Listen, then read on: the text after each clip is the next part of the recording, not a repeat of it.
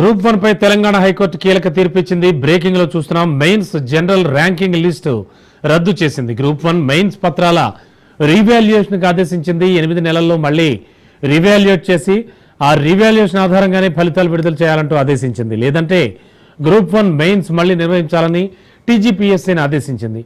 High court తీర్పుపై రివ్యూకు వెళ్లే యోచనలో TGPSC ఉంది. హైకోర్టు తీర్పుపై పలువురు గ్రూప్ 1 అభ్యర్థులు హర్షం వ్యక్తం చేస్తున్నారు. అంతేకాకుండా తెలుగు మీడియం అభ్యర్థులకు న్యాయం జరుగుతుందని కూడా ఆశాభావం వ్యక్తం చేస్తున్నారు.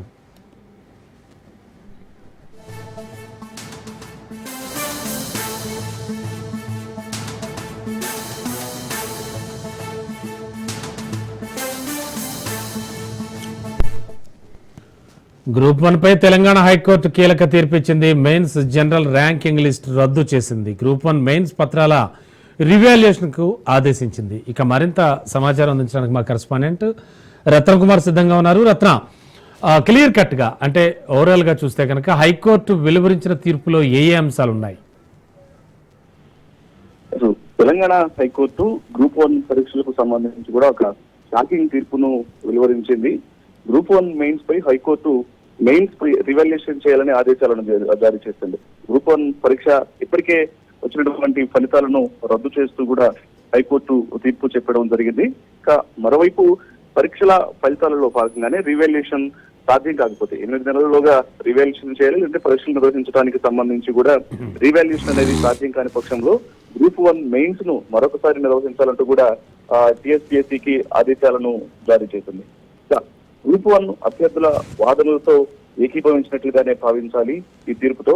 కొంతమంది ఎవరైతే హాల్ టికెట్ నెంబర్లు, ప్రిలిమ్స్, మెయిన్స్ దశల మధ్య ఇటు డేట్లను మార్చడం, అలాగే పరీక్ష కేంద్రాల కేటాయింపులో అవకతవకలు జరిగాయంటూ కూడా వాదనలు వినిపించడం జరిగింది. ఇక వీటితో పాటు అర్హత లేని డిగ్రీ లెక్చరర్లను వాల్యుయేషన్ నిపుణులుగా నియమించారు.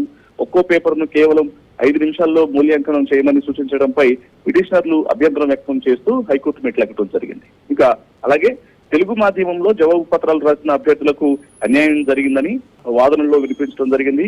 మెయిన్స్ జవాబు పత్రాలను రివాల్యుయేషన్ చేయడం లేదా పరీక్షలు రద్దు చేసి తిరిగి నిర్వహించాలని వాదనలు వినిపించారు పిటిషనర్లు. ఇక ఈ వాదనలతోనే తెలంగాణ హైకోర్టు ఏకీభవించింది.